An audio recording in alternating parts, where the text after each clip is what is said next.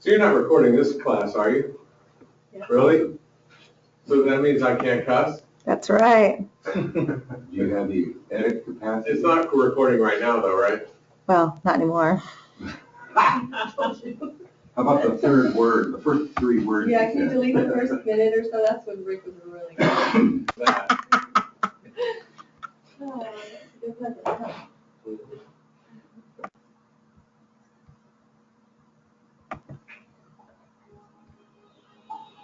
Hi, I'm Josh Anderson from Nashville, Tennessee. I've been with Keller Williams since 2006. In 2014, we did about 200 transactions for about $60 million in volume. I grew up on a farm, so I've always seen my dad negotiating land and cows and horses, being the youngest of four, and trading and negotiating with my brothers, all growing up. So I've kind of done it all the time. Some people certainly gravitate toward it and are naturally better at it than others. But I think that negotiation can definitely be learned. I think there's a lot of skills that go into being a great negotiator. I think it's learning your client.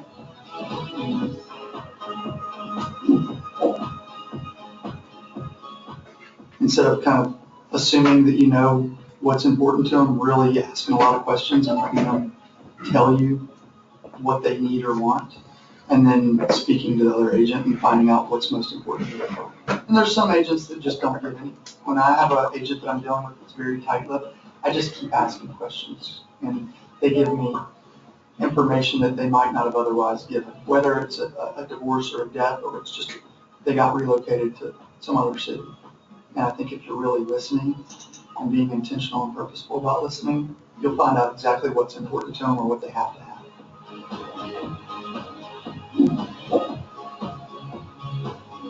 In certain situations, you have to be creative. We're always looking for that next little tip to help our clients out and win the deals. One of the techniques that we've used a lot that's worked well for us is the escalation clause. For example, if the property is listed at $250,000, we might go in at $250,000 with strong terms, and in special stipulations we might put in there that we're willing to beat the next best documented offer by $1,000 up to $263,000. And the best offer might be $261,000, so we end up getting it for $262,000.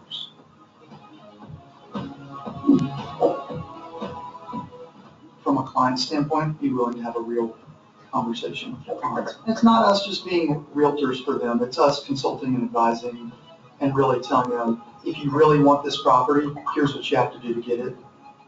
Everybody's got a different way of how they would negotiate. And networking with other Keller Williams agents around the country, the more you hear, the more ideas you get. And then you end up gearing it towards you and what you think is going to work best for you and your clients. A lot of it comes down to experience, and I think the more deals you do, the more comfortable you get with it.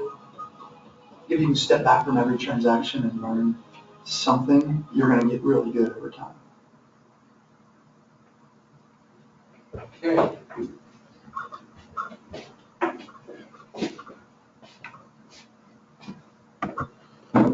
So what he said about the experience is true, but the whole reason you're sitting here is because you don't have experience. But there's always something you've negotiated before.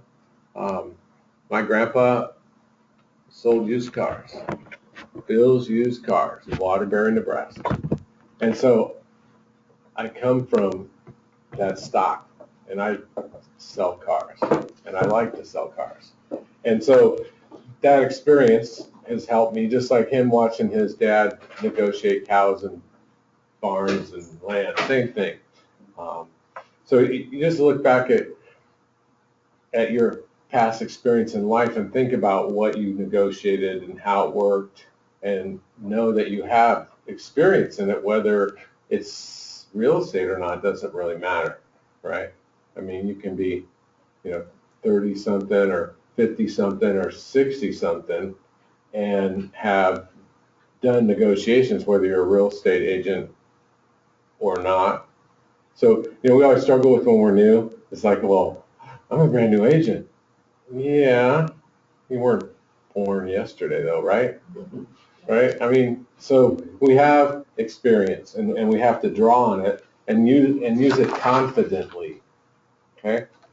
So I'm not sure how the other classes were taught, so we're just gonna go through this and, Pat, you and Raul have been to either all or a bunch of them.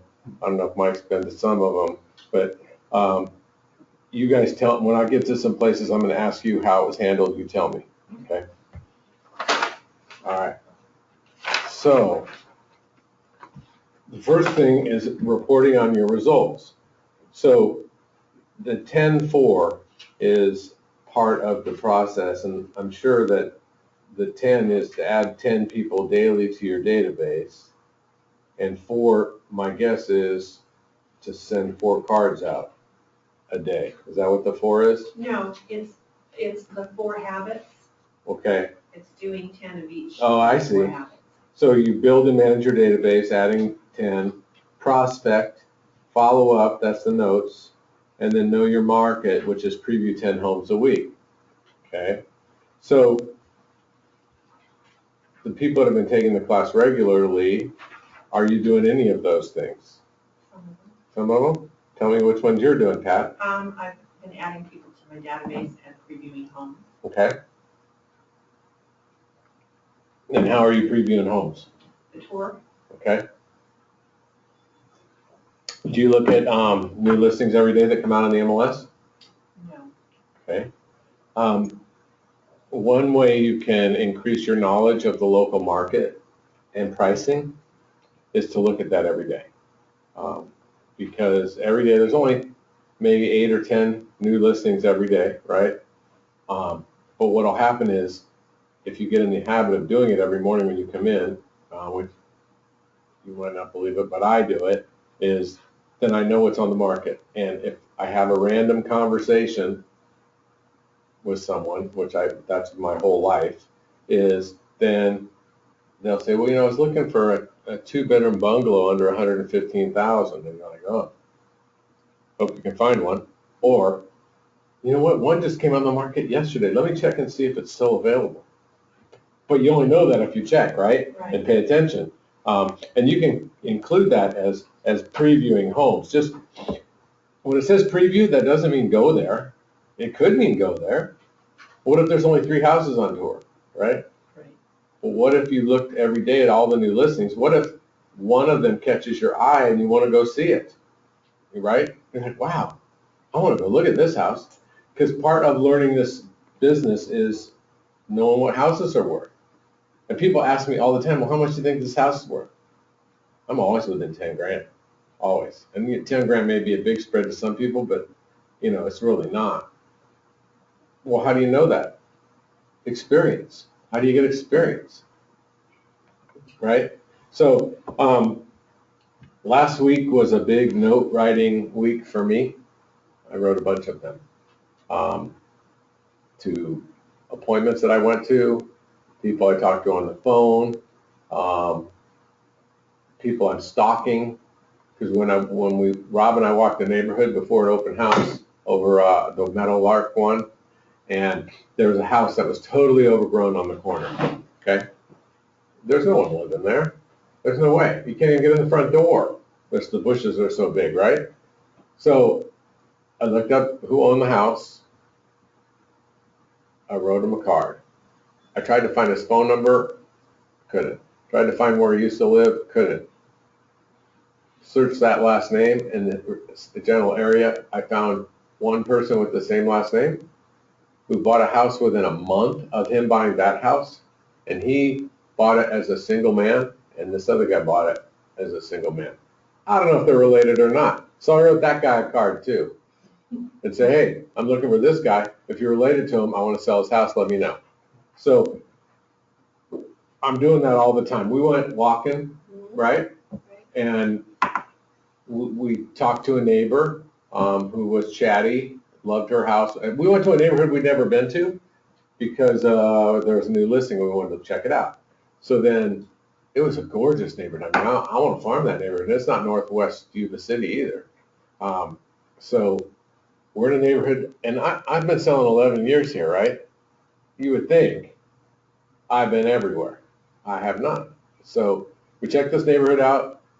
the neighbor tells us, oh yeah, that house across the corner is a rental, they need to sell it. And we, she said some other one was a rental, which it wasn't. Then we talked to this other guy who said he knew me because he used to be the Cutco guy before Jeremy. I don't remember him. He remembered my name, which is usually the case. But he told us about two old people in the neighborhood, old lady there, old man there, both of them lived there forever, their spouses are dead, and maybe they want to sell. I wrote cards to all. Together. Yeah, well, they should. So I wrote cards to all three of them, and addressed them by name, I wrote their addresses down on my stuff, and then when I got back, then I pulled the property profiles. So there's lots of ways to write cards, right? As realtors, when you guys drive around, and I'm going to ramble sometimes, and part of this is to teach you how to grow your business, right? Every for sale by owner, you should stop and write it down. And write the phone number down and send them a card and call them and see if you can preview their house because you may have buyers in that price range. What happens is, and this is something that Amy and I talked about, is that everybody contacts expires once. Everybody contacts for sale by owners once. Then the second time, by the third time, no one's contacting them. So if you go every week and contact them for 4 weeks, you're kicking everyone's butt. And that's part of growing your business, okay? So the 4 things the habits you're supposed to do daily is find ways to grow your database. Get business cards from people, and that could be handwritten notes that you're going to say, hey, it was really great meeting you today at the mall. I appreciate your business card. If I know anybody that wants to buy gifts at Spencer's, I'll let you know. But in the meantime, think of me for your real estate needs. That's 3 or 4 sentences. I can do that all day. And then knowing your market, that's just powerful. So all of us need to do that. And I want to be a good realtor. So I do it, right? And that's really, what is this about? It's about growing your business and sustaining it so it earns you a living. And so I do the same stuff all the time, okay? We watched the video, so we're on page 11.3. We did that. At this point, looks like they want you to call people. Do you guys actually do that in class? We have it. Hallelujah. Okay, so here's the thing. If you go to BOLD, which is the training that kind of jumpstarts your business when you're new or old, they make you do these calls. And they actually hand you a list of expireds, and you call them. So that's what we'd be doing right now. We'll only be calling your Mets. And when you call people, when we say Mets, it's people you have met, right? And so they may know you, they may remember you, and the calling part is just getting you in the habit of doing it so you're not uncomfortable. So a young lady was at BOLD, and she was making calls on these expired lists that they gave her, or for sale by owners. It was for sale by owners. Either way, same stuff. Dude says, oh yeah, Keller Williams. I know Keller Williams. Why don't you come out and talk to me about selling my house? So she's from Sacramento. This was in Linda, where all those new houses are, whatever the hell that's called. Edgewater. Yeah, thank you. Ooh, hell, right on. There we go. That was my first swear word in this session. So she calls me and says, hey, Rick, I got this lead for a listing, and I've never done a listing. I'm a brand new agent, and would you split the listing with me and go there and help me? Of course I will. Done that a bunch of times with people here in our office and other offices. 1, I like to teach. 2, I can close the deal. So we went out, met with the guy. He says, oh, Rick, I know you. I get mailings from you every month in my email. You gave me a tip about using vinegar to get stains out, and it was really helpful. I'm like this. Because, and this is something that Rob, my son, is on me about, stuff falling through the cracks, right? So if you're organized, less stuff falls through the cracks than if you're not organized. And if you're not organized, then you find out that your buddy Chris just listed his $899,000 house with frickin' Coldwell Banker. Just saying. So she and I list the house. We sell it for full price. I get a nice check. It was 375 grand, and it was very cool. So it's about making the calls, right? She didn't want to make those calls at Bold, but they told her to, so she did. And it was a good deal for both of us. But you have to think about, what am I doing today when I come to work? What am I going to do? Why do I even come in? Why do I come in? It's to do these daily habits in the morning, get them out of the way so you can do the other stuff in the afternoon, like walking or whatever. So negotiations are an integral part of the real estate transaction. NAR says not only finding a home, but negotiating skills are the most important. And one of the things I sell to people when I'm working with buyers is that I am a darn good negotiator, and I'll help you get this house. And a lot of this is talking about buyers, but you're going to be doing the negotiation on the other side too if you have sellers. So during the offer process, negotiations happen really a couple of times, right? When you're writing the contract, you're in a sense making negotiations with your client and then making negotiations with the other agent.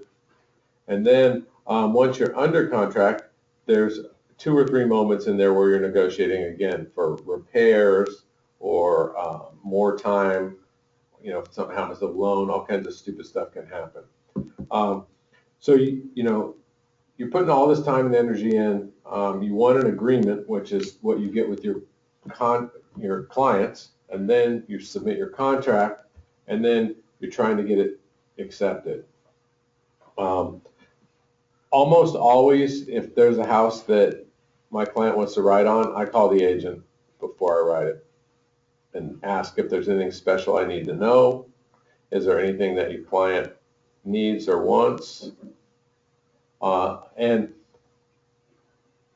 Pat, when you go on tour, I would encourage you to spend 2 minutes with the realtor who's got the house for sale. Okay? 2 things happen. 1, they find out who you are. You start building the relationship, which will allow you then to get the information. And 2, they may be somebody we want to be in business with, and if at some point you would give that lead to Leanne, then that person might join Keller Williams, and then you might get profit share, right? And I did that. I went to 2 listing appointments on Thursday afternoon. And as I'm leaving, I saw this open house sign in Marysville. So I went. And it was an agent who came to Keller Williams, and he was here about 7 or 8 days, and our old broker scared him off, and he went back to RE/MAX.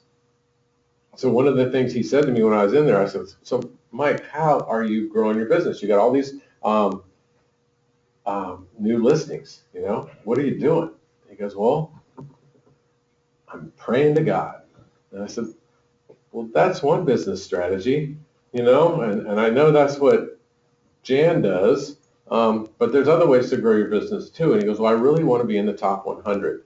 So he's giving me clues, just like in a negotiation with someone, when you're asking them questions, right, trying to get some information on them, he's giving me stuff, right? He's giving me stuff that I give Leanne because we're God, family, and business, and we teach you how to grow your business, and we have a new broker instead of whoever we had before. So it's all part of the lead generation process, right? I mean, I went to build a relationship with an agent, right? And it helps grow my business because I'll call Mike when I write an offer on his property and say, is there anything your client really needs or wants? What could I do to make this thing happen? What's the one thing, for example?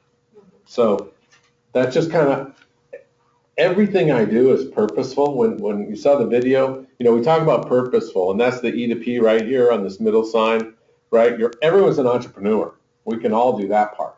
But being purposeful about what you do every single day to be a realtor and to earn a living at this, I mean, that's what it's about, is being purposeful.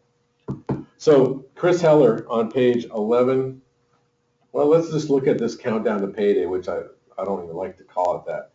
So you're working on your leads, then you get your appointments, then you get agreements and write contracts, then there's the closing, and then you get paid. So Amy's really close to the Star thing. She's like right outside the, My client's already moved in.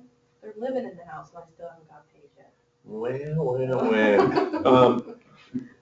they messed the checks up. They'll be here today. I know, and we'll dance around. And, well, because you gotta do the happy dance at least once when you get paid. I mean, it's proof that you're a realtor. When you get paid, there's proof. There's real proof I'm a realtor. The rest of the time, you're just driving around. You are. So, see what Chris says. What are the top 3 reasons that deals fall through during negotiations? Chris Heller, mega agent, president of KW Worldwide, says agents, and agents. They get in the way instead of helping. What is his advice to agents during the negotiation process? Don't put yourself in the equation. This is like gasoline on fire. Just be the messenger. Keep your opinions and emotions out of it. If a buyer wants to make an offer, it's because they want to buy the property. And obviously, the seller wants to sell the house. To make sure that you simply facilitate the transaction for them, a lot of times, you as the agent just need to get out of the way. It's huge. Chris Heller has a team in San Diego that sells hundreds of houses. I sent him a referral. He sent me a big fat check, right? He's the man. And then they promoted him. And he is totally the Keller Williams spirit. He will share with you what he does. He's not afraid to tell you what he does. I stalked him because I'm a stalker. I've told you that before many times. So I went to Mega Camp. And my flight had to fly into San Diego to go north. And Chris was in the B's and I was in the A's. And because we're in Southwest. So I looked really pissed when I got on my plane. I mean, I was ugly. So then when he was walking down the aisle and no one wanted to sit by me, I said, hey, Chris, Rick Walsh from Yuba City, you want to sit with me? He sits down. I write notes for 2 hours on the flight because I'm sitting by Chris Heller. And this was years ago. But I'm just saying, Keller Williams people are like this. What's different about being here is that we'll all share, other than my secret thing that we're doing on our team to try to grow some business. Because I don't want to see you guys all doing the exact same thing that I'm doing. But for the most part, they're going to tell you the process and how to be successful. And we all put ourselves in the way. I had a client who kept trying to buy a house on a corner and they had kids. And I wanted to buy a house in a cul-de-sac because that's where I raised my kids. I'm in the way, right? Mm-hmm. I'm in the way. You know why she wanted a house on a corner? Of course, I didn't ask her until like halfway through. What about a house on a corner is important to you? It's a question. She says, because on Sundays my whole family comes over and we have a big dinner and I need the parking. Right? Cul-de-sac wouldn't provide that. But I didn't ask the right question. And that's all part of it. Because you're in the way. You're in the way. Our job is to provide information and guidance and let them buy a freaking house. Right? See, freaking. I don't think I'd have a problem with that one. All right, so let's do the affirmation, which I struggle with, but I know it helps lots of people, right? So it's, I tune into the needs of those around me and find solutions that work. So now you guys all have to stand up and say it 3 times. I'm so sorry about this. You ready? All right. I tune into the needs of those around me and find solutions that work. I tune into the needs around me and find solutions that work. I tune into the needs around me. All right. Glad we got that out of the way. All right. I got a friend who sings to himself every morning in front of the mirror. And I've told the story before. I was in Hawaii and we rented a house with them. And they're really cool people. And we're out cooking breakfast and he's in the bathroom. And I hear him in there singing. And I go, Dan, what is he doing in there? She goes, he's doing his morning affirmation. Really? Because, I was at KW by then. I know what it is. I'm not doing it, but I know what it is. And of course, I do it because when she said they don't need the video to see how good looking I am, I think I'm good looking, right? And I say it to myself every day, because you're smart, you're good looking, you're successful if you tell yourself you are every day. That's all that matters. It only matters what's in here. Gosh darn it, I'm worth it. See, if that's your affirmation, it works. His was, I'm a neat guy, and he dances in front of the mirror every morning. So it was just funny that other people do it. He was in sales. He sells insurance. I still have him as my insurance agent. Okay. All right. Let's see. You may not realize that, but you are you're almost always negotiating, right? When there's something you want, a new car, getting your kid to do the dishes. I mean, we're all doing it all the time, right? So the buyer and seller are working with their agents to try to get the deal. And it isn't always the price. But, what do you do to make your offer have the winning edge? Or, what does the seller do to get the best price? Price is almost always the number one factor, but it isn't always the one that wins. If you get multiple offers, what do you do to make yourself different? And that could be in the terms. Let's see, there's 5 things that come into play. Closing costs, traditionally paid by the buyer. Closing costs are in addition to the purchase price.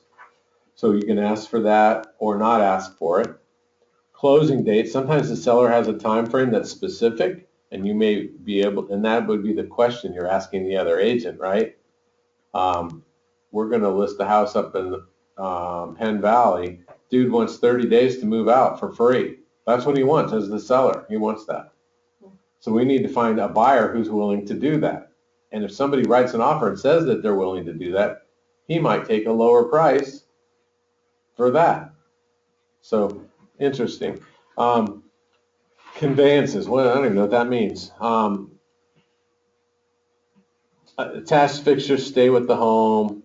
Personal property goes to the seller. Sometimes the buyer wants personal property, window coverings or refrigerator or, I wrote an offer on Jan's house, and my client wanted this stupid picture of the ocean that was hanging on the wall. So we had to put that in the offer. He wanted it. He goes, I love that. I want that. It's like, all right, Craig, whatever you want. Earnest money, so that can make it different. Right now, everybody puts $1,000, doesn't matter how much the house is. But for the most part, the liquidated damages is 3%. So what's 3% of 300 grand? 30,000. 3,000. Okay, do it one more time. 3% of 300 grand. 9 grand. All right.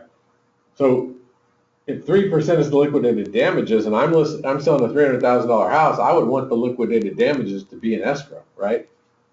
Because if we have a problem and go to court, you don't have to get it out of their pocket because it's sitting right there in escrow, and the judge can just release it to you, right?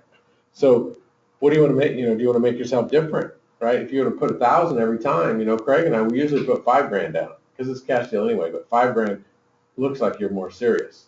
You got money,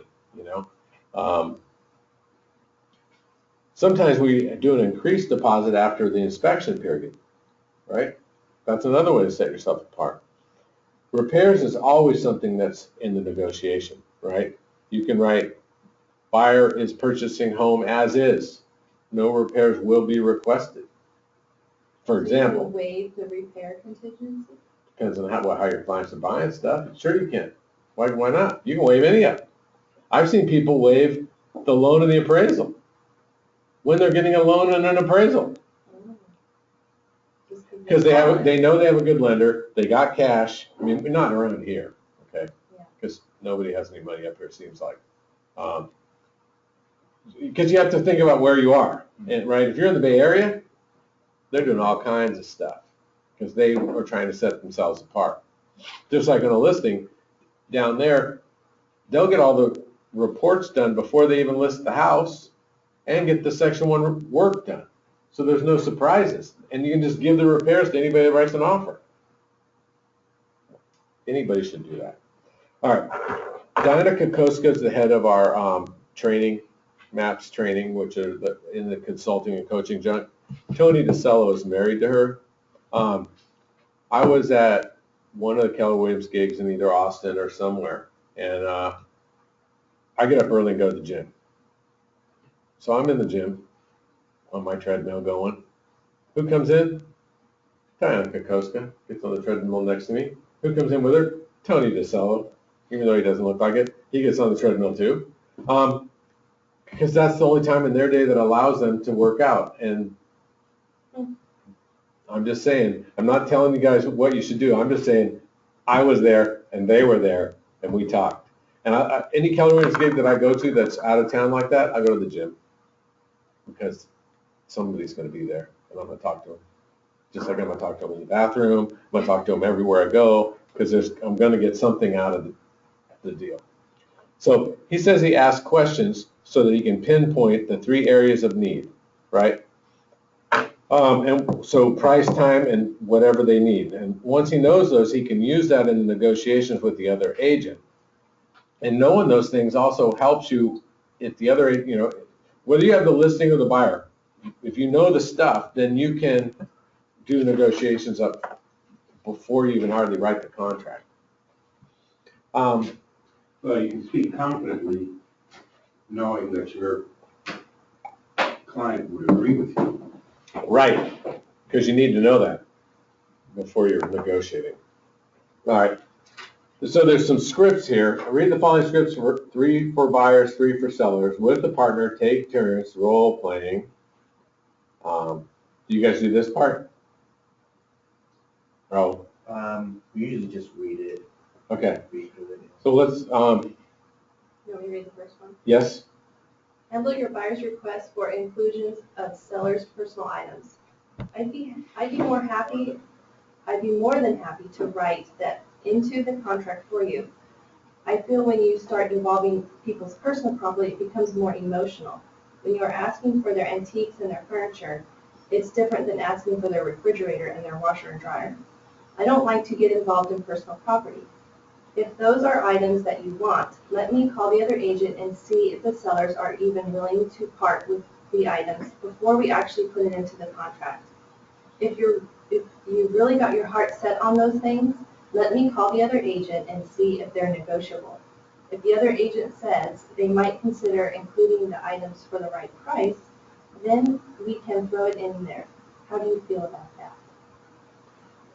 Asking for permission. How do you feel about that? You always do that. What you're telling them is they're dumb and they're trying to screw the deal up by asking for something they shouldn't. But you're saying it in a really nice way and you're finding ways to ask the questions before it's in the contract. Okay? People ask for all kinds of stuff. All right. Who wants to read the next one? I'll read the next one. Clarify the inspection report for your buyer. I understand you are a little concerned about the inspection report. I recommend that we negotiate for a dollar amount so we can be in control of who addresses these issues. We need to focus on the big items, the unknown issues. Heating, air conditioning, and the roof. Discover what amount of money we'll need to accomplish these repairs and counter that amount back to the seller. If there are big items, it may be that we need to walk away, but you shouldn't be alarmed just because the list is long. The seller is required by the Real Estate Commission to point out all items, but we'll have to determine whether the items will affect the house long-term for you. So, we do interpret reports. We got to be careful because we don't want to say, don't worry about that when it's, because then we're responsible, right? I have a question about inspection. Yeah. Okay, so the pest report, I have been writing it in my offers that it's not in the contract. What if I come along and find a house that has a lot of problems and the sellers aren't willing to do anything? So what can the buyers do at that point? Walk away That's one. or accept that they'll fix it? Or where do you go from there? So there's a few places, right? That's where we're negotiators. You just said that seller didn't want to repair them, right? Right. So the repair part doesn't work, so you want a credit. You want to either reduce the price or give you a credit. Okay. But if you're already asking for 3% credit because it's an FHA buyer, Right. so you ask them to reduce the price. Now, here's the thing, when they reduce the price, even if it's 10 grand, it doesn't change their payment very much. And it doesn't fix the stuff. That's all a problem. If it's under 5 grand, you can get it repaired after close if you choose to. If it, FHA, the appraiser's gonna call certain things out that have to be fixed. The seller, you're gonna ask them to fix those if they wanna sell it to an FHA buyer. If they accept an FHA offer, they knew that that was gonna come if they had a good agent, right? So like, I bought a house in Marysville and we did a whole house inspection. It was $99,000. We offered $115 because it was a hot market. I really, really wanted that house. And it's the house you live in, Randy. And so after we got the report, there was a lot of stuff. So we got to knock the price down 11 grand. So I ended up only paying 5 over asking instead of 15 or 16 over asking. So I was happy because I was going to do the repairs myself anyway. So if you got one of those buyers that are like, I'll fix the handyman type that can fix it. That's good. So then you would use one of these other, like reducing the price or. I'd ask for the price to be reduced. Yeah, because those are your only, you only can get so much credit, right? Like a VA buyer can get 4%. FHA is at least 3, but it may be a little higher, I'm not sure. And you'd have to check with your lender to know how much credit they can give you. But if they're giving you the credit already for your closing costs, then there's no other room in there, right? So then just lower the price. And how does lowering the price help? It makes you feel better. Yeah. But how does it help the buyer? Well, they get the house, it makes them feel better, and they get a house at a cheaper price. Well, instead of paying $120, you're getting it for $115. Okay. Isn't that great? So, yeah. Well, here's it's not But up they still for, don't have the money to fix it. then they shouldn't buy that house, Okay. right? But if they have the skill sets to fix it, Because that $5,000 isn't gonna come. it's not in their pocket, right? So they have to make a decision at that point. But what I've also noticed, Mike, I had the same thing happen, the inspection, they came back with a quote of $1,200 to fix some really minor things, I felt like. And I felt like if this man could move in and fix this stuff himself, this isn't complicated. And I ended up getting a second estimate and it was $400. That's how way overpriced these estimates are on repairs. No. Yeah, and the thing is,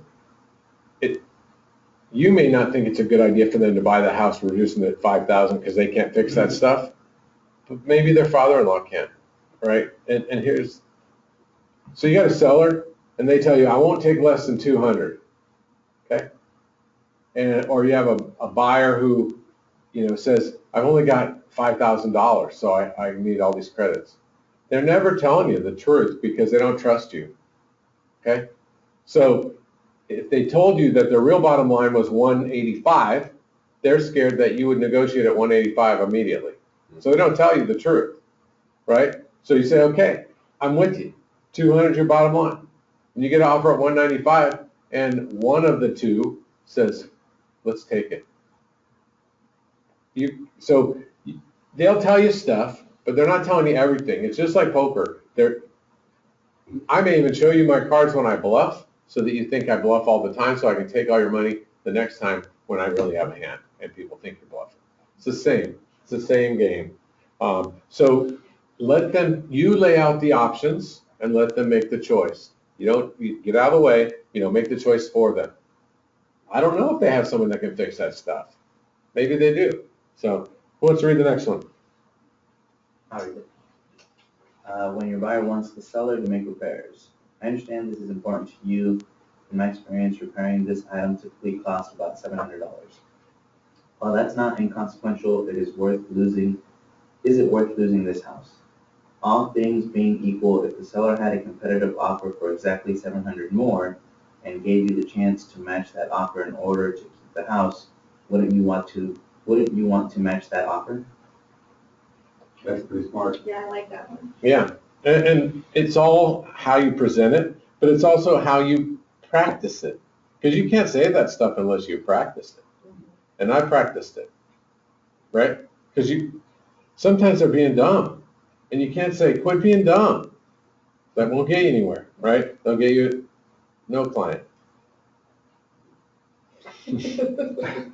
What? I've had no client. I'm going to read this super long one for you guys.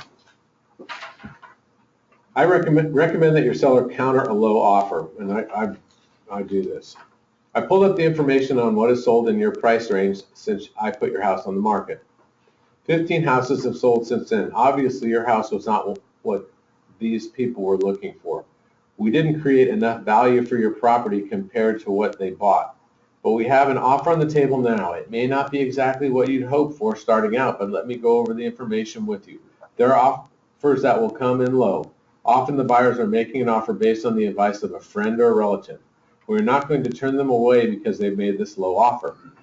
We know that they really like your house or they wouldn't have made the offer. We have the opportunity to sell your house if we can negotiate to the price that you need. We are going to make a counter offer back to them in writing, one that will reflect the price that you would like. We've already seen the price that they would like to pay. I recommend that we counter offer and try to get them to the price that you would like. What's the bottom line price you would consider? Then let's leave some negotiating room above your number. Most counters go back and forth 2 to 4 times. So that's nice. You're asking what's the bottom line, which will still be a lie, and then let's put some room on top of it. So if they say that my bottom line is 200, okay, well let's counter back at 210 so that we got a little more room to go back and forth. And then that may be when you end up at 195 because the wife or the husband says, let's just be done with this. So, Is that true that most counters go back and forth 2 to 4 times? yeah. Well, what happens is people, or let me say it differently. For me, I like to counter price only because all the rest of the stuff is kind of inconsequential. It's just stuff, title, escrow, county transfer, home warranty, leave the fridge, leave the washer, leave the dryer. Who cares? All that stuff is just over there. I don't want to leave my washer and dryer. I love my washer and dryer. Let's leave. Let's not worry about that. Let's worry about getting you the price you want that'll cover it, and you can buy a new one where you get where you're going so you don't have to move them and worry about them getting scratched, and you can have brand new ones when you get where you're going. Okay? So then when I get that counter, when I give that counter, then it's just a number, right? And so what I'll explain to the selling or the listing agent when I give them the counter back, I say, my clients have agreed. So I'm working for the seller, and we're giving the counter back just on price because of all that other stuff. My clients have agreed to all of the items that you put in the contract except one, and that's just the price. So all we have to do is work out the price, and we should have a deal. Does that work for you? Oh, that's great. They agreed to everything? Really? But it's an easier sell, right? I mean, if you go back and say, well, we want $400 for the washer, we're going to take the dryer, and we want to split title and escrow, we don't want to pay for a home warranty, blah, blah, blah, blah, blah, right? So you're writing all this stuff down, and it's messy, and it's got hair all over it, and then they look at it, and they're like, well, they're not working with us here. Where you can just counter back with purchase price to be this. They agreed to everything else, right? And just like when you get a counter back from a seller that has, all these different things and you're showing it to your client and they're like, well, this doesn't seem right. I said, well, let's back away from this and say, do these other little things matter? Let's focus on the price will cover those things. So let's just talk price and get out of the way of all that other stuff. Because once you've come to common ground over everything, then it's just working out the price. You may go back 3 or 4 times. When I'm with Craig, a lot of times his counter is lower than the first offer because he's ornery. And it doesn't really work for us, but whatever. I do whatever my client wants. Because one time he called me, he goes, I need to write an offer on this house, I want you to write it for this much. And I'm like, really, Craig? That low? And he said, well, if you don't write it, I could know Paul Berkeley write it for me. Oh, When he fired me the one time, he worked with Paul Berkeley, so, I'm gonna write whatever he wants, right? But I will advise him that if he bumped his offer up, he would actually get it instead of almost getting it. But, they don't have to listen to us. All right. So we want to read the next one, prepared your seller to negotiate high-cost repairs. Sure. We received a repair request. The buyers have had a structural engineer take a look at the house, and the engineer is recommending that 8 piers be put underneath the home. What I know from my experience is that piers cost approximately $300 a piece. I can recommend to you some people who can give you bids within the next several days. And then we get back to the buyer within our option period to let them know whether you think this is something you can take care of. And then we can get this home sold. We don't have to listen to the structural engineer, but the fact that we have a structural engineer report means that it has to go with the seller's disclosure. If you decide not to put in any piers, perhaps you'll want to get your own structural engineer out there and get his opinion, or her opinion. Then if we can compromise with the 2 structural engineers' recommendations, we can call the buyer back and try to negotiate this. Maybe you pay half and they pay half. Somehow try to work this out with the buyer. If this contract does terminate, then you must amend your seller's disclosure because now you have a report in hand stating that you are aware of the foundation issue. This will have to go to any potential buyers from here on out. Which is true. And so once you get a report, it becomes a disclosable item. And one of the reasons when you're working with a buyer that you get the report done and you give it to the listing agent is to put pressure on them. Because the second they have it in their hand, and we can't throw it in the trash. You can if you're a weasel, but we're not weasels here. And I hope that most agents aren't weasels, okay? And then you gave them a couple of options in this conversation, right? You said, you can get your own inspector if you don't like this one, or we could split it 50-50 and see if they go for that. So you're already laying out possibilities, because I always like to predict the future, and so, because if you do and you're right, then they start listening. So in this case, you're laying out options that might work, and then they're thinking about it, right? Usually, if it's a couple, one is, because we talk about disc profiles, what your personality type is like, one's more like numbers and report oriented, and one's more touchy-feely. And you have to figure out which one's which, and it isn't always who you think it is. So some of that's in here to help you get down that path. You got a negotiation, which is the touchy-feely part. There's get another report. You're going to have to disclose this. So, all right, last one. Counsel your seller when the buyer requests personal items. The buyer in this offer is asking that you leave that stove that you're kind of attached to and that light fixture in the dining area. I know those are items you'd like to take with you when you leave. Are you willing to replace that light fixture in the dining room? We could put something else up there that is a comparable light fixture or give them a credit back for that. Let me go back to them and tell them you really want to keep those pieces of personal property and see if we might keep this deal together that way. Right. So I was in this client's house and I'm going to list it. And he's like, this chandelier and these 2 sconces on the wall are antiques that came out of my mom's house. I said, okay, that's good. I said, do you want to keep them? And he said, yes. I said, then you need to get someone out here to replace them and put them in a box so that when you move, they're ready to go.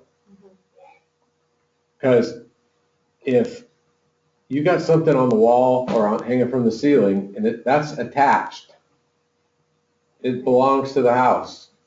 You can't keep it. You can't take it with you.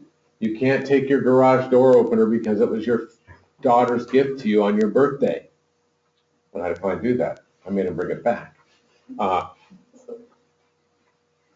So he took those light fixtures down, because if you say somebody can't have something, it's the deal breaker. They have to have it. Right. They have, So maybe when you're in a listing appointment, you should ask that question. That would be a good Just question. Get rid of it right away. right, no, you should ask, is there anything in this house that's attached that's really important to you that you're gonna take with you? Yeah, like the big shelving in the garage that has all his tools in it. Or if it's screwed to the wall, that's when you would have that conversation. Well, I want to keep the shelves in the garage. Well, are they screwed to the wall? Well, yes, they are. Then they're an attachment. So unscrew them, and we'll put in the agent remarks that the shelves are not staying because they're not attached, right? But anytime you say the light fixture in the living room doesn't go with the house, they want that light fixture, okay? So just know that that's part of the process. And it's all about asking good questions. And unless we have this conversation, you don't know what the good questions are. I don't even know what the good questions are every time. Can't they put a sign? Yeah, and that means you really want this, Mr. Buyer. That means it's really expensive. A lot of times it's a stupid pot rack over the stove. Yeah. I'm just saying, Yeah. right? Take it down, patch the holes. So what if the house looks cuter with it? If it looks cuter with it, it's gonna look cute when you leave because they're gonna ask for it. I'm just telling you, as soon as you tell a kid he can't go across the street, that's all he thinks of. He stands at the curb, right? Because he wants to go across the street. Yeah. It's the same. Human nature is human nature, and it's hilarious. I love that. That's the best part of this job. So I just went through the rest of this class because I was scared because it was so freaking thick. This is the other class. So I'm feeling much better about our time window now. Because I was freaking out.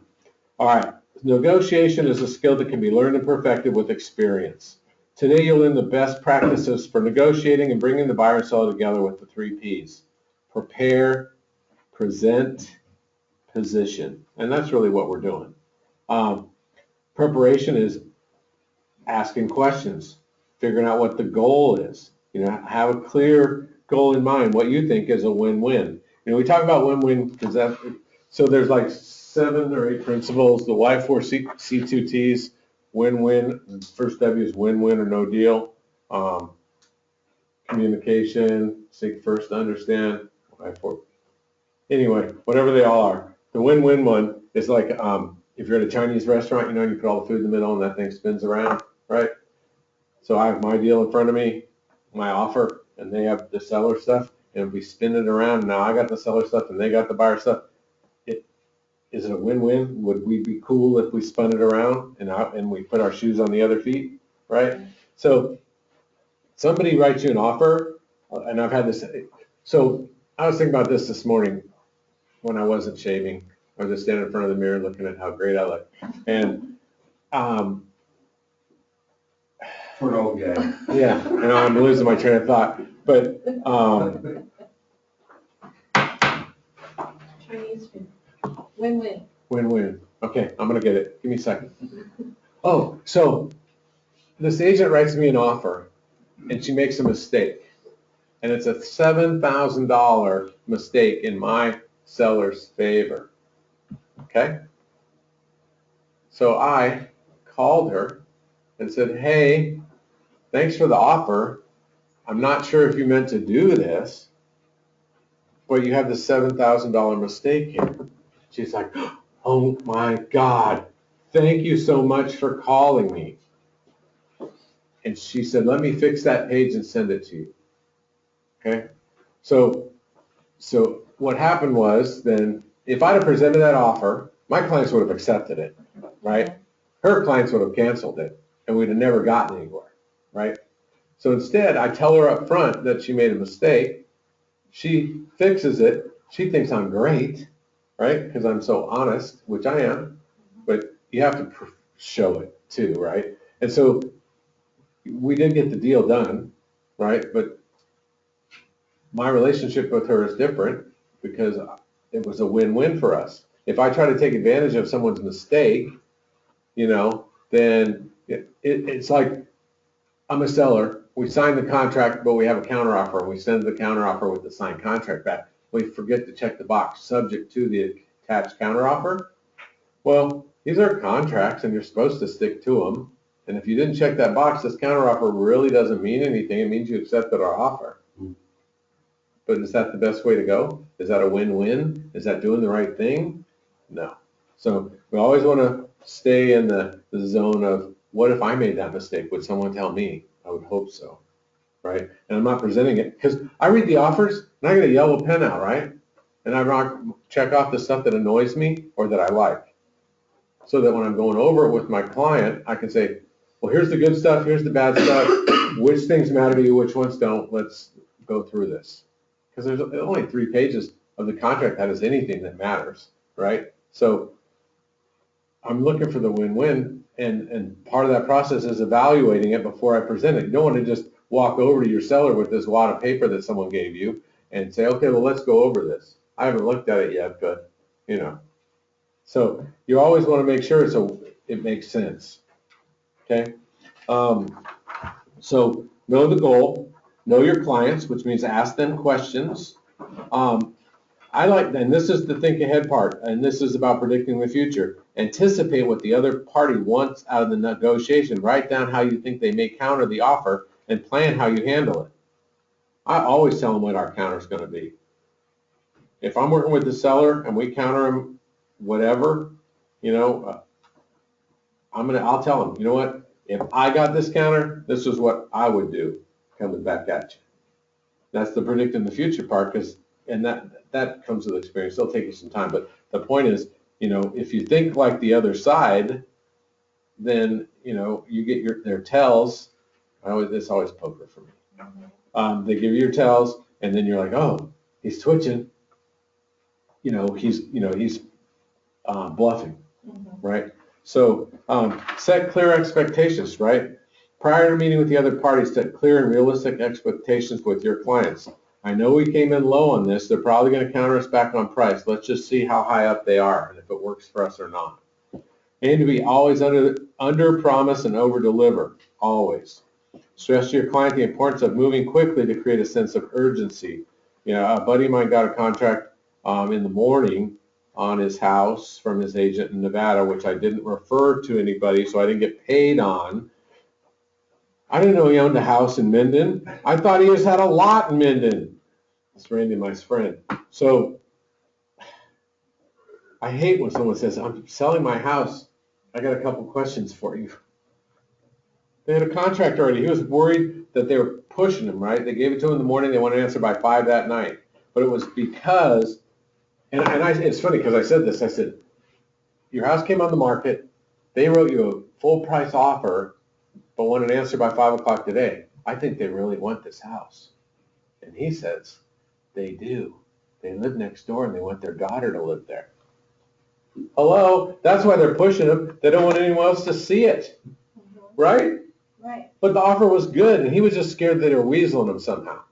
So I read the offer on my pontoon boat on Lake Oroville because we can do our job from there. And it looked great, and I called him back and said, Alan, I think this is a really good offer. I think you should accept it. And he goes, okay. He goes, I just wanted somebody I trusted to look at it. Well, if you trust me, you should have called me ahead of time. But it's my own fault because it's all communication.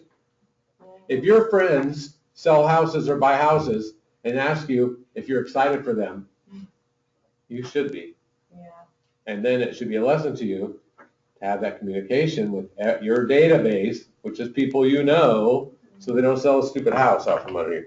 But I did refer That's pretty ballsy too of a friend who didn't hire you to sell their house and then says, can you just check this out? You know what? You know what I did?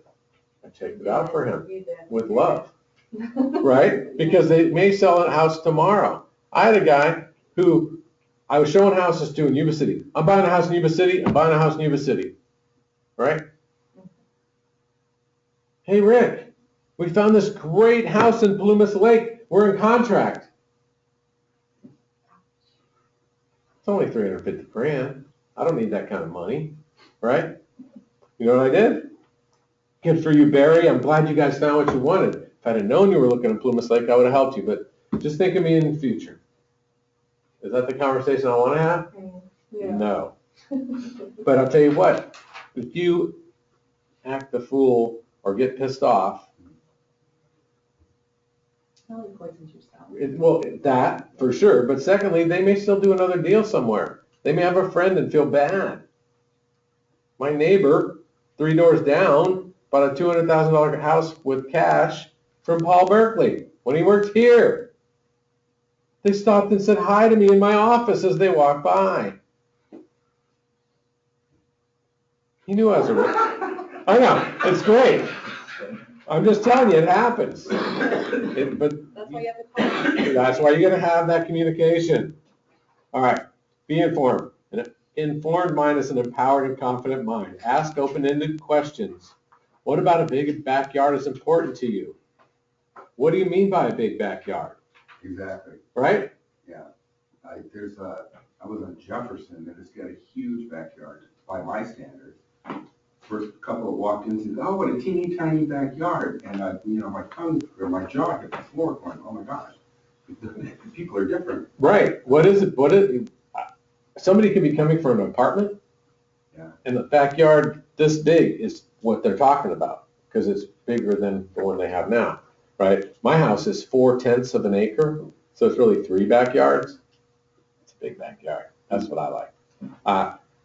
But how would someone know unless I told them what a big backyard means to me, Yeah. right? The realtor asked me, and I said, well, I came from 1/3 of an acre, and that was about right, maybe a little more. So then he knows. I know what 1/3 of an acre is, because that's what my house was in Newark, which also had 3 backyards. I love that, because I like to section off my yard. But anyway, that's another story. But unless you ask the question, you don't know, right?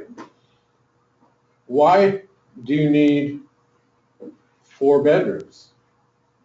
How many bedrooms do you want? I need 4 bedrooms. And you think, well, they only have, 2 kids. Well, what about 4 bedrooms is important to you?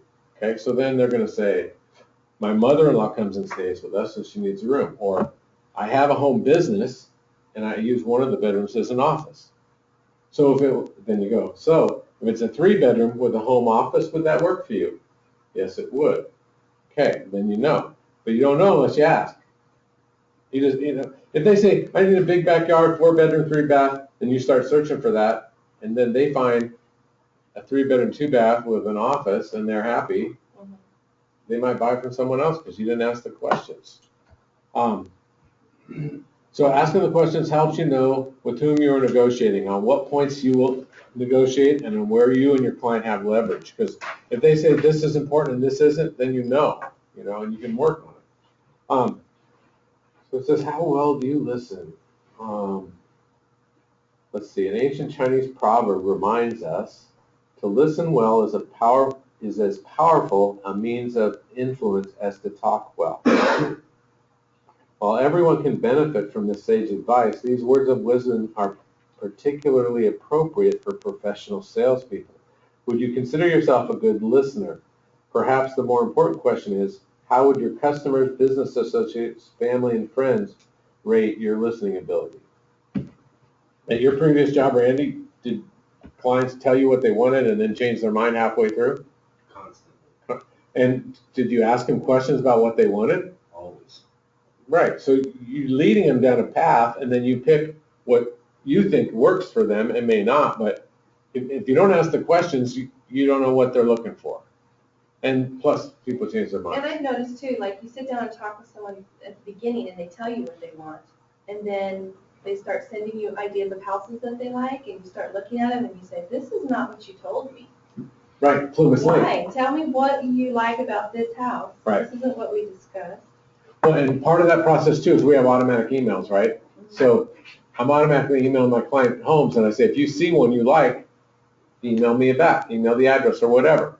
So then I can see which ones they like, and then that'll change what I'm sending them. And then asking them, hey, I thought you said you wanted Yuba City. Yeah, what are we doing in Gridley? Right, That's just happened. That just Why are we happened. in Gridley? And you're in contract in Gridley, I'm a contractor, Gridley. right, because you're a good realtor. Okay, so let's read the scenario below. We're on Is that for 11:30. the same market, or is that like Chico Redding? Well, it's funny because Kind of split. Gridley we hang out with, but mostly we don't go to Biggs. Oh, yeah. But you can, you were a realtor, you will be a realtor in California. So you can sell a house anywhere. Are you from Gridley? Well, I grew up in Bridgeton, Yeah, but I live in Lilac now. A couple of the agents here spend a lot of time in Gridley. Oh, really? Yeah, Mark lives up there. yeah, Mark lives there. But, so you should crush that town. That should be your first farm, right? Yeah, absolutely. No, we work Ridley all the time. I go up there. I've sold houses in Ridley. I don't care. I'm dry. I sold houses in Vallejo, in Palo Alto. I don't care. I really don't. All right. Read the scenario below. Identify the key area in which you need more information or certainty before you can confidently negotiate on your client's behalf. Write 3 specific questions you would ask your client in the space provided. All right? All right, you're representing a buyer. Your client is a young woman who is renting her present property. Like any first-time buyer, she is looking to you to guide her through the process. The asking price for the home she really loves is $175,000. The house appears to have evidence of a roof leak as is listed as is and is correctly priced, in your opinion. Your client would like to keep her payments as low as possible since she still has a number of student loans to pay off. She wants to write an offer for $155,000. There's been quite a bit of activity on the listing. I run into that a lot. Me too. So write one question down each, and then we'll go over something you'd ask them.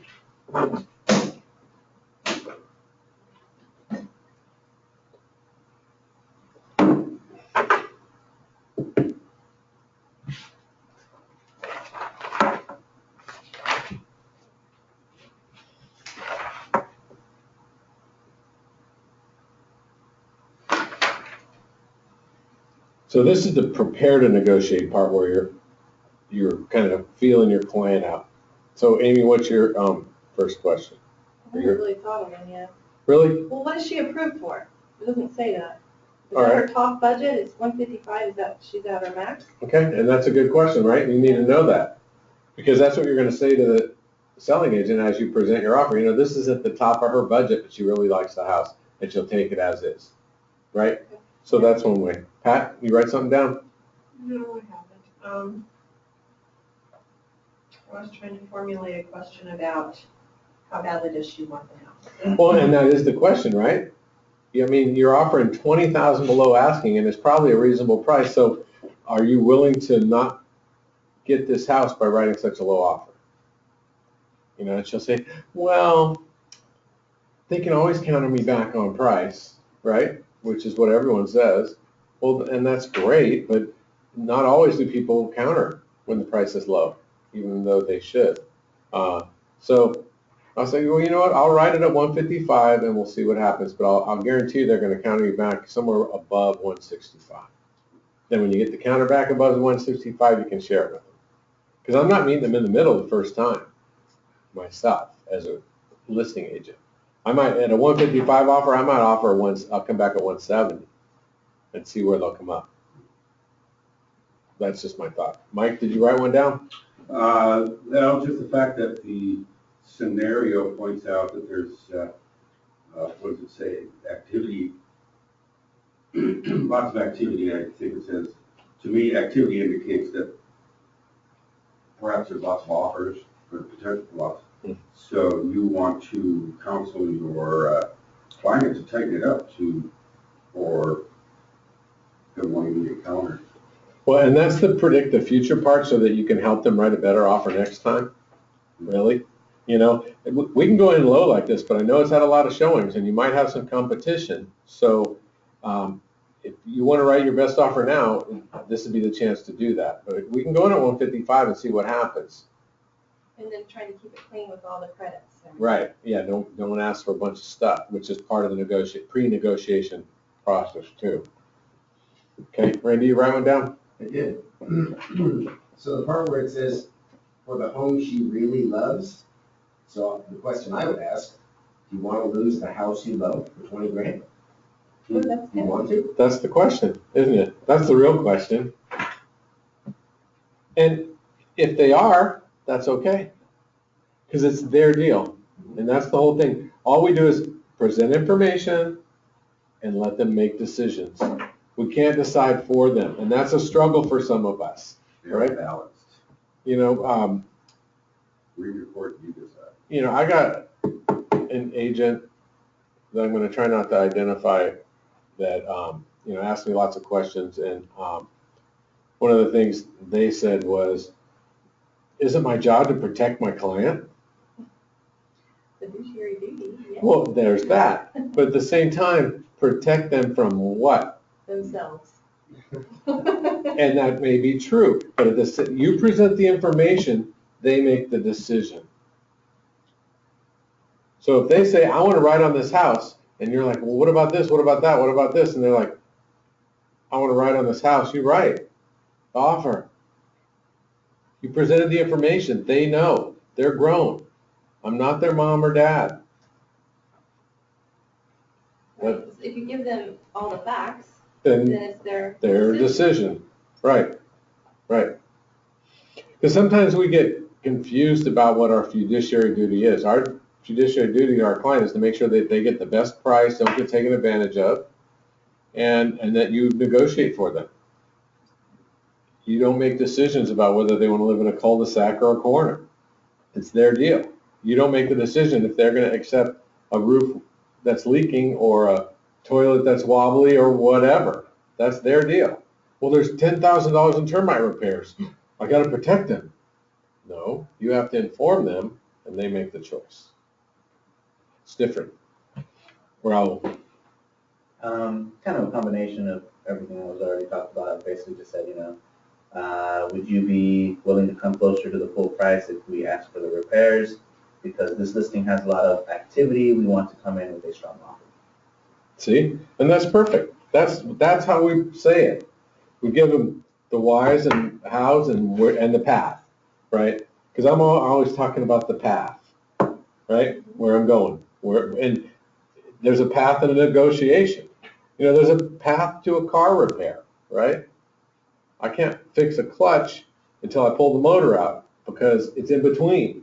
And I can't pull the motor out until I disconnect all the crap that's around it. It's the same like a transaction. You know, you've got to kind of clean it all away to just the 4 bolts you got to undo to get the motor out. You know, the messier it is, the harder it is to get done. I've tried to pull a motor out without unhooking all the stuff, and it really doesn't come out because everything's still hooked up. And a deal, if it's messy, it's hard to complete. Okay?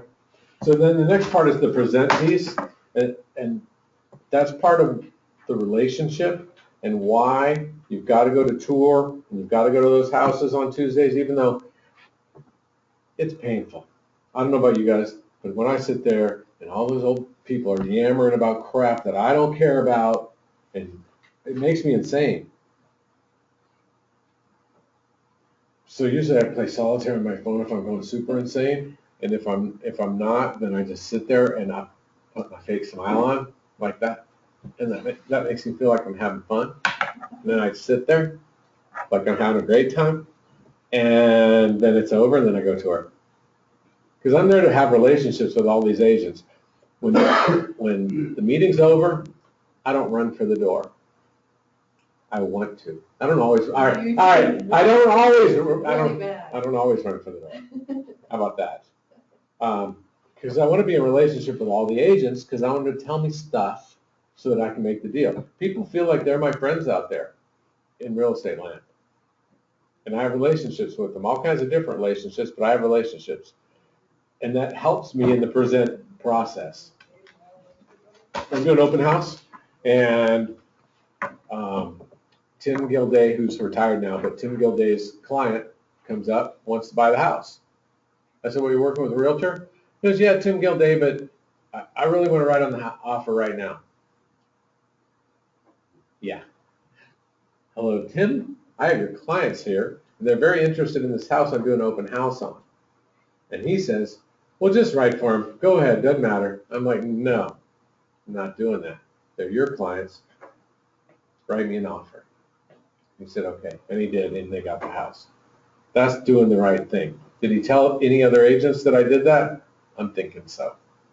And even if he didn't, he knows. But that strengthened our relationship. I saw him at Walmart the other day, and he's like, Rick, how you doing? You know, we're old friends because I do the right thing. And that helps you in the present piece if you talk to these people on a different level than just the moment you're giving them the offer, right? All right, gotta put these back on. I can't read this stuff. All right, move into the negotiation process by stating your current offer to the co-op agent and listening to their response, right? You don't just randomly email it to them.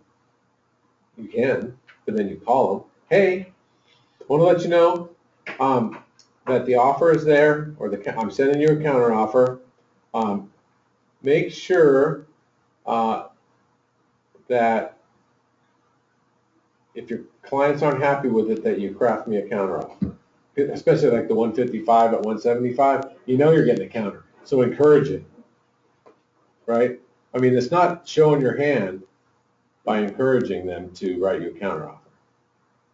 But you don't want them just to flush you down the toilet. What you want is for them to go present the offer to their clients and say, I know it's low. The other agent said if we're not happy with this, make sure and send us a counter. And I think we should do that, right? Because if you're doing counter offers, you're almost in contract. If you're throwing stuff in the trash, nothing's happening, right? Pay attention to nonverbal clues, why it's not always possible or practical to make the presentation in person. Face-to-face meeting always helps, but you can listen for verbal clues. Most people don't do face-to-face anything anymore. And Leanne had somebody come in and give her a face-to-face counter offer or an offer. And I thought that was really nice. Even though it's old school, I think it's really nice, and it's that extra, I don't know, that extra little thing, just like getting a handwritten note. Right.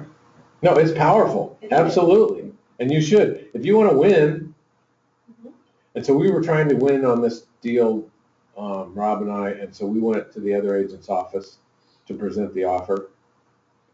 And she wasn't there, and gave it to her stupid daughter, who was like 14, and she never called us back. I mean, it's horrible. It super pissed me off. Inside, because outside I'm happy, right? I'm just saying. Just remember you're being recorded. Yeah, I know, but the truth is the truth. And there's lots of stuff in this business where you can either be uncomfortable, mad, take offense, anything. But no one can know that, right? You have to have your smile and pretend like they didn't just step on your foot, right? I love you, man. It helps in the process, because if certain agents who I may not either trust or like, they won't get the same attention to their offer as other agents. I'm just saying, that's the truth, because this is a business based on people. Keep quiet when you present your offer. Sometimes letting them do most of the talking is the most powerful negotiation technique, right? And that's super hard to do, but it's really fun. It puts all the pressure on them. Right. It's on you. You hand them the counter or the offer and say, here's our counter. Let me know what you think. And then you sit there. And sometimes it takes them forever to speak, but he who speaks first loses. Mm-hmm. My wife and I do that sometimes, and we'll go all the way from Clear Lake to my house, and no one's talking. And I actually like it, but I don't try to make her mad before we leave. So, listen carefully to what is important to the other party. Write down what they say to demonstrate that you are taking them seriously. We got to do that in that writing down part. You do that in every aspect of this job.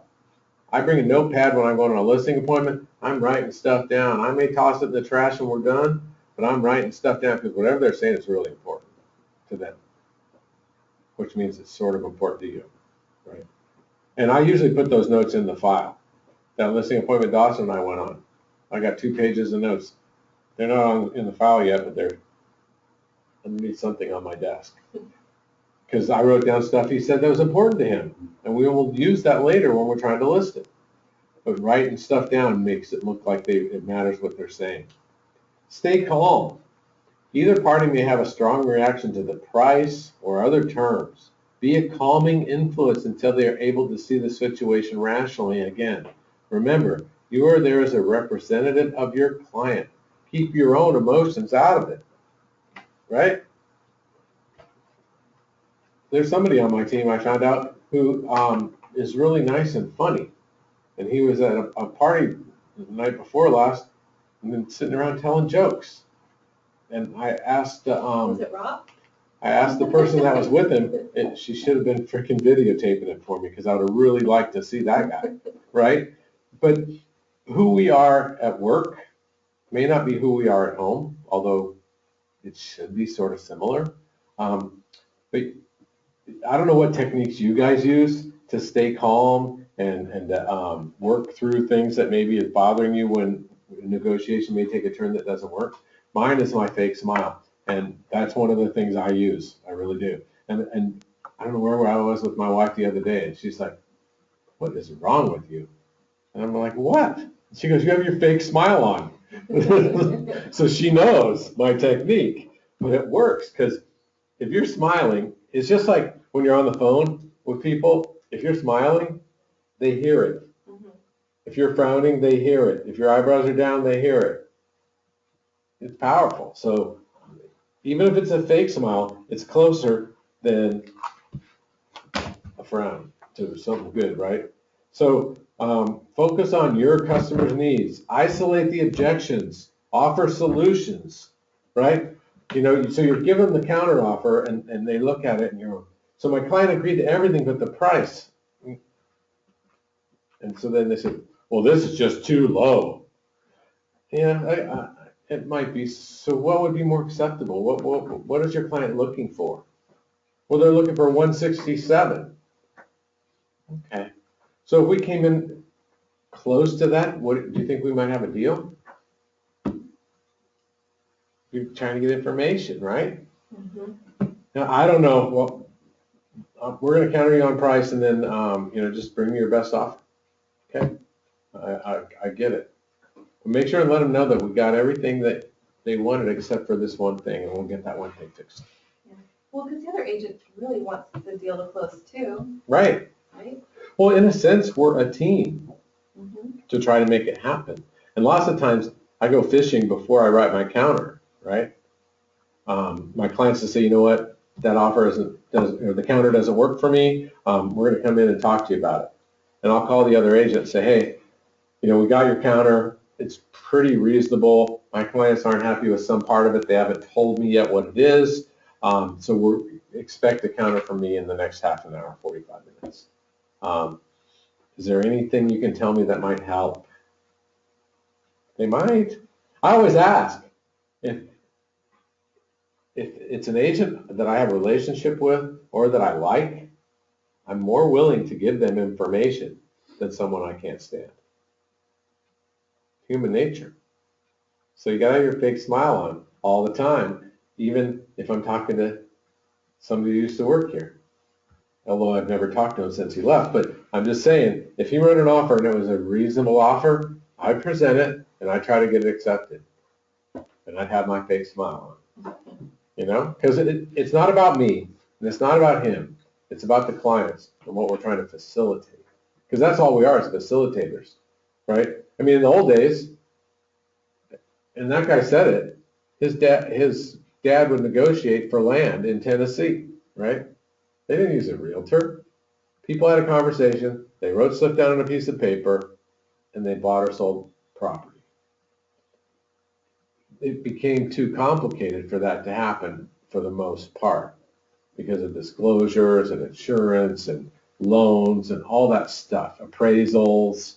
Two guys don't say, hey, how much you want for that 20 acres? And he says, well, I want like $3,000 an acre. Well, so that's like 60. I could give you 48. I'll give you 20 now, and then you carry a note for 5 years for the other 28. What do you think? I mean, that's how it happens, right? It's like selling a car. Well, today it doesn't exactly work that way. And when they have representation, they have a better chance of getting a higher price because we're better negotiators than my grandpa was after he had 7 or 12 whiskeys, right? Because, you know, you can get any car from him. People would do that. What Bill's used cars, they go down to the bar in Waterbury, Nebraska, and have a few drinks, and then my grandpa sold it to him for nothing. He was terrible at that stuff. It's so weird. My cousin and I went back. My aunt died, and we went back to Nebraska, and we were itching to go to the Buzzsaw Bar in Waterbury, Nebraska. There's 120 people in that town. Okay, dirt roads, no pavement, and they still remember my grandpa. He's been dead, I don't know, 15 or 20 years. But you know, when we told them who we were, they're like, "Oh my gosh, you're old Blue Nose's grandsons." Because he was an alcoholic too, so he had a big giant blue nose. But it was just funny how he did his negotiations in the old country way, and how it's more sophisticated now, but yet it's still the same process. We're looking for ways in. We can't exactly buy someone a drink to weasel them anymore. But you know, if you've done a couple deals with someone, you're someone who can close. And so then if I'm presenting another offer to you, you trust me that I can close this deal, where other agents may not, you know, and you've experienced that recently, you know, where you get an offer and then it falls out at a certain point, and then when you get an offer on something else from that same agent, you're not very comfortable, and so you're not as tolerant the second time around, or the third, you know. Because they're not doing a good job of negotiating with the clients. Or meeting commitments, or doing paperwork, or whatever it is that isn't working. So because this is all relationship oriented, you got to be good at relationships, whether you like to or not. You don't have a choice. That's our job. That's what we do. All right. Let's see. Stop and do, it says. In the allotted time, 2 minutes, write down as many nonverbal clues, body language, tone of voice, rate of speech, as possible that suggests the negotiation is going in a positive or negative direction. I don't think we need to do that, but it's something to pay attention to. You got to pay attention to everything. If you do it in person, it's easier, but you can still do it on the phone. Just like when a buyer will call me about one of my listings and they're calling off the sign, third sentence, I already know if I want to deal with them or not. And because I got experience, I've done this for 12 years. Well, Rob goes insane when I don't even ask them if they're working with a realtor, or if I can help them find something else, or any of the stuff we teach you guys you're supposed to do when they call you. But I already know. I'm hanging up. And he's like, how do you know? Experience. He goes, well, capture their information and I'll call them. So I've worked at that a little better, because my brain already knows what's going on most of the time, other than like when I met Bead Girl at the mall who was selling beads and told her that I'm really good with entry-level houses. And she's like, I'm pre-qualified for 300. Damn it. It was Bead Girl. You know? How would I know? Well, I don't know, and I didn't ask any questions, did I? And I didn't get that client. So I don't always know. And you can make bad assumptions by looking at people, right? You don't know.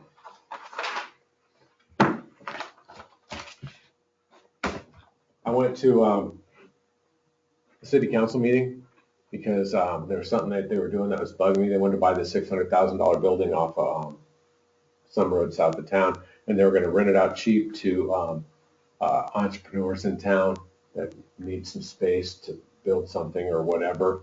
And so my brain thought two things. One, you don't have 600 grand to spend on this building. And two, if you rent it out cheap to entrepreneurs, you're undercutting all the local investors here in town. It made no sense. And as an investor and a realtor and as a broker, I thought that was a mistake. So I went to speak at the city council meeting about it. Okay? Mm-hmm. So I'm signing the card because I want to speak. And the county clerk says, or the city clerk says, you're here to speak on the marijuana law? Oh, she assumed. Because I got long hair. Yeah. Right? It's like, no, I don't smoke marijuana. I don't even drink. I'm here to speak about this building they want to buy.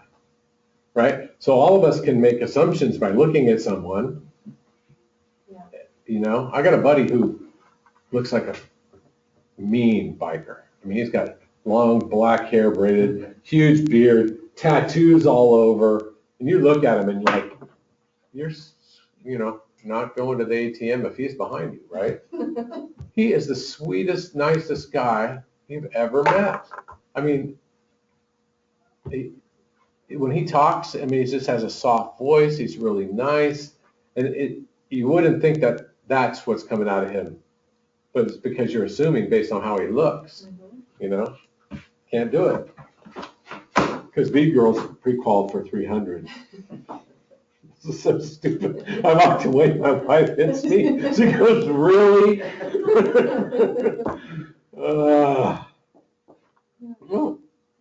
When you represent and or negotiate with clients from various cultural backgrounds, be aware that they may take markedly different approaches in the negotiation process. Take care to understand and appreciate any differences in their communication patterns, their sense of time and place, and their decision-making methods.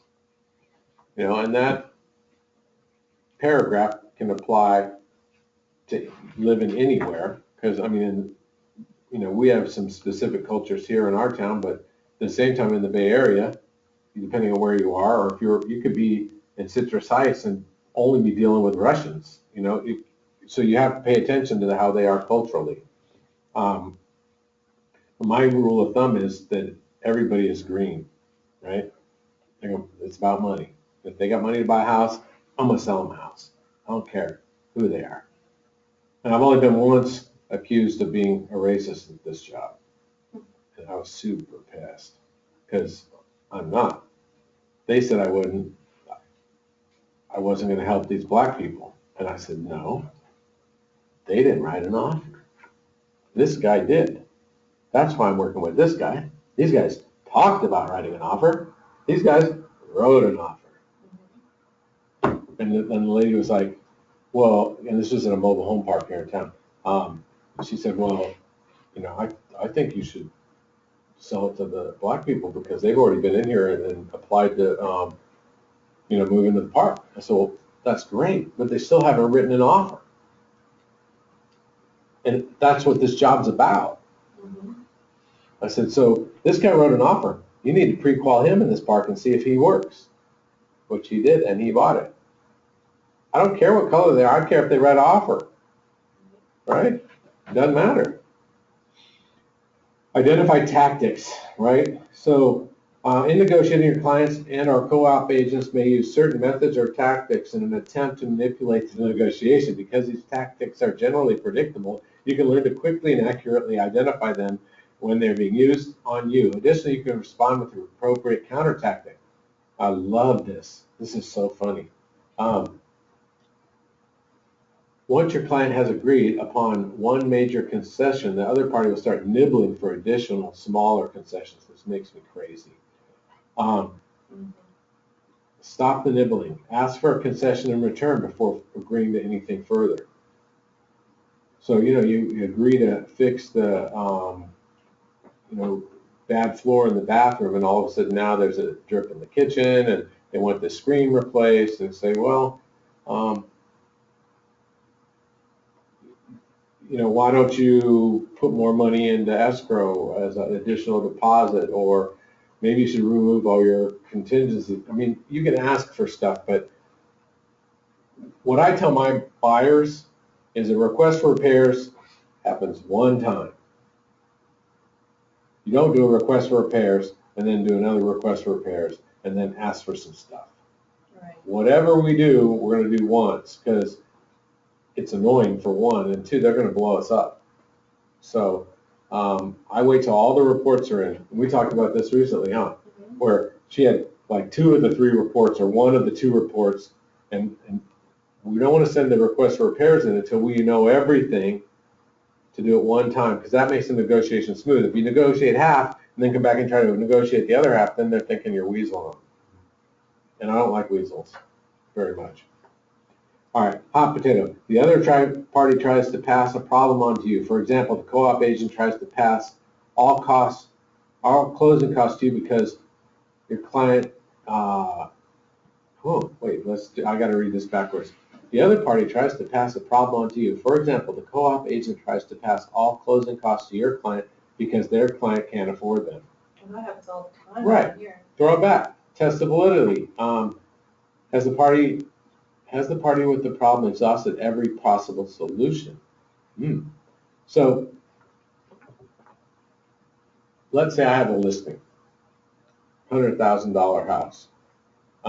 And the other agent's like, well, I need you to pay all the closing costs and give me 3% credit so my buyers can buy it.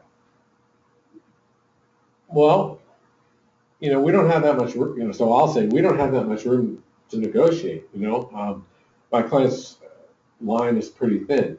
And so have you gone back to the lender to see if the lender could kick some closing costs in? One solution. Or have they talked to their mother-in-law to see if they can get some money from her? Or have you asked them how much money they really have? I don't think this is going to work. If they can't afford them, maybe they can't afford this house. Maybe we're wasting time, right? So you're already telling them you're blowing them up. We're wasting time. I have other people that can afford this house. So there are solutions, right? So the lender Rob's working with on this VA deal, dude came back and said it's going to cost them $2,000 more. Well, they only got $3,000, is what they say. So that $2,000 means they need to come in with $5,000. Well, they can't. It's impossible. Is Rob's thought. I always think, how can we make it work? What can we do, right? So I said, before you call your clients and tell them they got to come up with $2,000 more, call the seller, which is the new home people that you're with, and see if they can come up with a little more money, credit. Call the lender back and say, dude, they don't have the money. If you're going to charge them $2,000 more, this deal's going to die. Do you want that? If we go to a new lender, they aren't going to charge them that. So that's a double squeeze, right, on them. So the seller said, we're all going to have to work together then to make that $2,000 happen. So that means they're willing to come up with some of the money. The lender said, I'm willing to help. Of course, they make 1 to 1.5% on a deal where we make 2.5%. Just want you to know that. So when you're squeezing them, and on a VA, the interest rate's already high. But let's say it was FHA buyer, on another loan other than VA, they can bump the interest rate up and give them more cash. On FHA? Yeah. Can they do that on VA? No.